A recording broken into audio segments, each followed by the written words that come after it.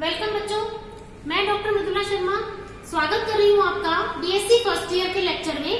Unit 5 हम लोग कर रहे थे बच्चों केमिकल काइनेटिक्स, और उसके अंदर हमें पता है कि किसी भी अभिक्रिया का वेग ज्ञात करने के लिए रेट अगर हम लोग निकालते हैं तो एक रेट एक्सप्रेशन की हमें जरूरत पड़ती है, एक वेग के व्यंजक की हमें जरूरत पड़ती है।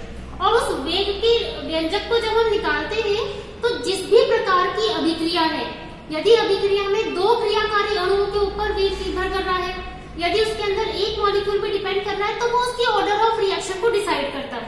तो हम ऑर्डर ऑफ रिएक्शन को कैलकुलेट कैसे करें? तो उस ऑर्डर ऑफ रिएक्शन के कैलकुलेशन के लिए बच्चों हमें टोटल 5 टाइप के मेथड्स दिए गए हैं कि how we can calculate the determination, how can we calculate the order of the reaction. में आज हम पढ़ेंगे determination of order of reaction. तो देखिए बच्चों, फर्स्ट जो मेथड था that is very important method, Ostwald dilution method, क्योंकि ये स्यूडो ऑर्डर रिएक्शन की अभिक्रिया की मैकेनिज्म पर निर्भर करता है और उसी सिद्धांत को ये फॉलो करता है, इसलिए हम इसको स्यूडो ऑर्डर मेथड भी कहते हैं। मतलब कि आभासी कोटि की अभिक्रिया, जो छद्म कोटि की अभिक्रिया है उसके सिद्धांत का ये अनुसरण करता है, तो हम इसको स्यूडो ऑर्डर मेथड भी कहते हैं। सेकंड मेथड है हिट एंड ट्रायल मेथड। बच्चों, इसका मतलब है प्रहार और प्रयास विधि, है ना। इसके अंदर हमारे पास जो इंटीग्रेटेड रेट लॉज हमने निकाले हुए हैं, जो समाकलित समीकरण हमारे पास है, उसके सिद्धांत पर ये बेस्ड है, इसलिए हम हिट एंड ट्रायल मेथड को इंटीग्रेशन मेथड भी कहते हैं। थर्ड मेथड है हाफ लाइफ मेथड। कोई भी अभिक्रिया का अर्ध आयु काल अगर हम ज्ञात कर पाते हैं तो भी हम अभिक्रिया की कोटि का निर्धारण कर सकते हैं, तो थर्ड मेथड उसी पर बेस्ड है। Fourth method is graphical method, मतलब कि ग्राफीय विधि। अगर किसी भी समीकरण पर बच्चों हमने किया है कि सरल रेखा समीकरण अप्लाई हो जाता है, तो हम उसके ढाल के द्वारा, उसके स्लोप के द्वारा भी उन मेथड्स की ऑर्डर ऑफ रिएक्शन निकाल सकते हैं, उन रिएक्शंस की ऑर्डर ऑफ रिएक्शन निकाल सकते हैं। तो फोर्थ मेथड है ग्राफिकल मेथड। और लास्ट मेथड है डिफरेंशिएशन मेथड, मतलब कि अवकलित समीकरण के द्वारा हम इसको निकाल रहे हैं, इसलिए अवकलन विधि। तो हम लोग बच्चों आज दो मेथड अभी हम लोग इस लेक्चर में पढ़ने वाले हैं, जो कि बहुत ही इंपॉर्टेंट है, एग्जाम में पूछा जाता है। जैसे हमको पता है बच्चों की एक आपने किया है ऑर्डर ऑफ रिएक्शन क्या होता है, मॉलिक्यूलरिटी ऑफ रिएक्शन क्या होती है, यानी अभिक्रिया की कोटि और उसकी अनुसंख्यता। मान लिया हम जिस अभिक्रिया को कंसिडर कर रहे हैं उसी अभिक्रिया के ऊपर हम लोग मेथड्स भी अप्लाई करेंगे ऑर्डर ऑफ रिएक्शन निकालने के लिए। तो सपोज कीजिए N1A plus N2B plus N3C, ये मॉलिक्यूल्स हमारे पास है क्रियाकारों के। अब ये क्रियाकारी अणु हमको मिलकर के दे रहे हैं प्रोडक्ट्स। तो ये अगर हमारे पास संतुलित समीकरण है और हमने यहाँ पे नंबर ऑफ मॉलिक्यूल्स वो लिए हैं जो कि अभिक्रिया में भाग लेने वाले हैं, तो अभिक्रिया की कोटि हमें पता है क्या होती है कि जब भी हम रेट एक्सप्रेशन लिखते हैं तो उस अभिक्रिया का रेट कांस्टेंट, क्योंकि ये स्पेसिफिक रेट कांस्टेंट है, विशिष्ट अभिक्रिया का वेग नियतांक है, तो वो रेट कांस्टेंट के साथ क्रियाकारकों की सांद्रताएं और उनकी पावर में आती है उन अणुओं की संख्या जो कि अभिक्रिया के दौरान परिवर्तित होती है, क्रियाकारी अणुओं की संख्या जो परिवर्तित हो रही है। तो यहाँ पर हमने ये बोला है कि ये अभिक्रिया के वही अणु है जो कि उस दौरान परिवर्तन करके प्रोडक्ट बना रहे हैं। तो ये N1 मॉलिक्यूल A के हैं, N2 मॉलिक्यूल B के और N3 मॉलिक्यूल C के। तो यहाँ पे इस पूरी अभिक्रिया की कुल कोटि का मान होगा N, जिसमें कि हम इन तीनों क्रियाकारकों में भाग लेने वाले अणुओं की संख्या को हम ऐड कर देते हैं। तो N1 plus N2 plus N3 equals to N, total order of the reaction. ये हमें इतना आइडिया है कि इस तरह से हम निकाल सकते हैं, लेकिन हम इसमें कैलकुलेशन कैसे करें? तो हम फर्स्ट मेथड अप्लाई करेंगे, that is Ostwald dilution method. बच्चों, अभी मैंने आपको बताया कि आभासी जो अभिक्रियाएं होती हैं, स्यूडो ऑर्डर रिएक्शन जो होती हैं, उस वाले सिद्धांत पर ये मेथड बेस्ड है, जो ओस्टवाल ने डायरेक्टली हमें कैलकुलेट करके दिया। इस सिद्धांत का बेसिक कॉन्सेप्ट ये है कि हम यदि किसी क्रियाकारक की वो सांद्रता लें जो कि अभिक्रिया में भाग ले रही है, उसको तो हम वही रखें, और जो बाकी के क्रियाकारी अणु हैं अगर हम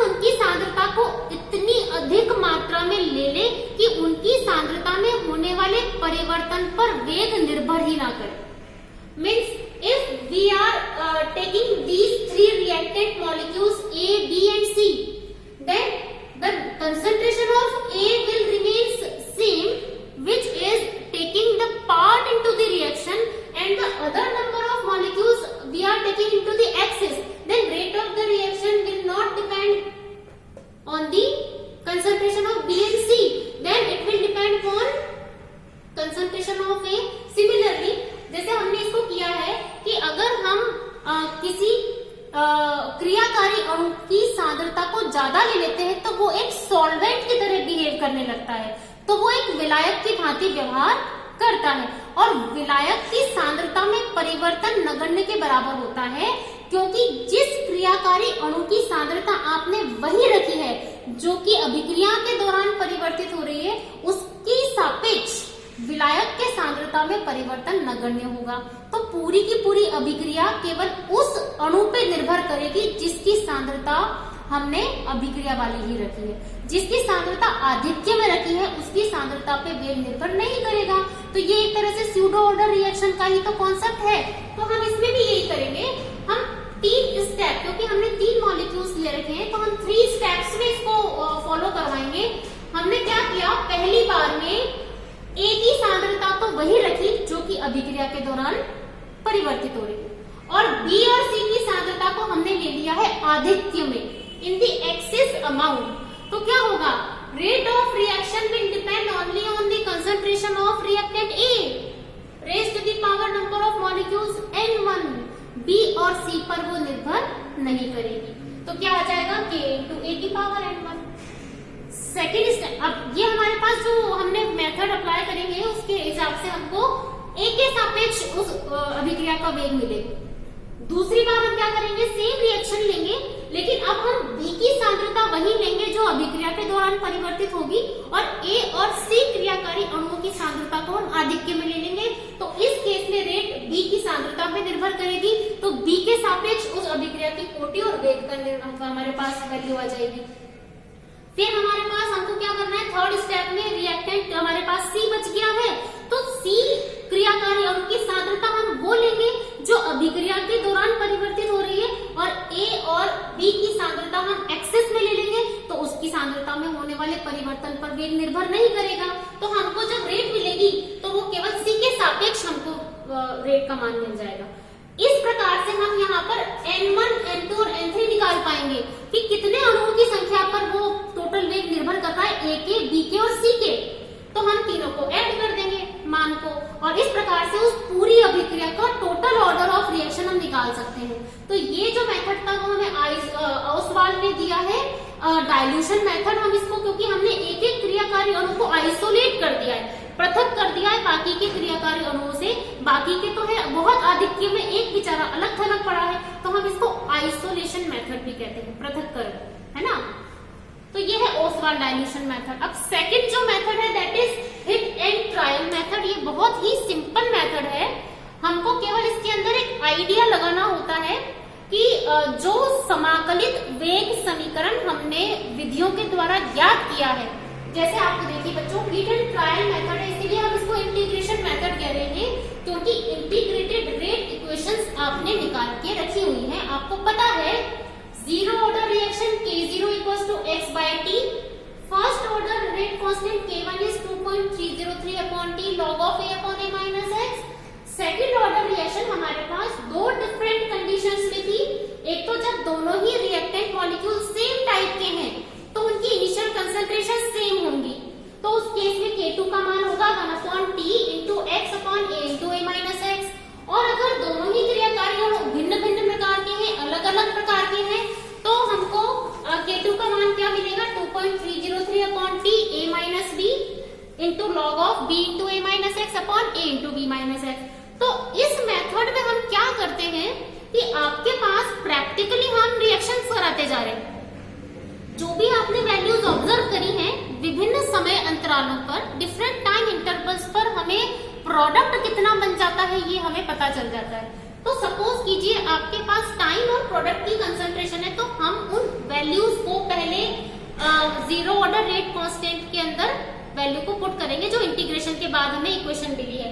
अगर इस समीकरण में हमने पहले 5 मिनट में सपोज कोई रिएक्शन में कुछ मेजरेबल चेंज आ रहा है, कुछ मापनीय परिवर्तन आपको देखने को मिल रहा है, तो 5 मिनट, 10 मिनट, 15 मिनट बाद amount of product will be changed. तो उस केस में हमको क्या होना चाहिए, x अपॉन टी की वैल्यू हर बार आप उसमें रखते जाएंगे, 5 मिनट बाद, 10 मिनट बाद, 15 मिनट बाद।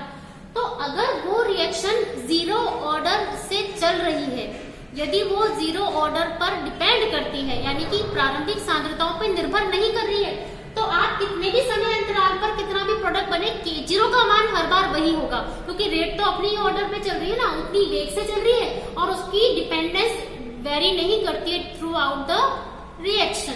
तो K0 का मान विभिन्न समय अंतरालों पर वही आना चाहिए। अगर ऐसा करने पर आपको हर समय पर K0 का मान सेम मिलता है, तब तो वो जीरो ऑर्डर रिएक्शन होगी।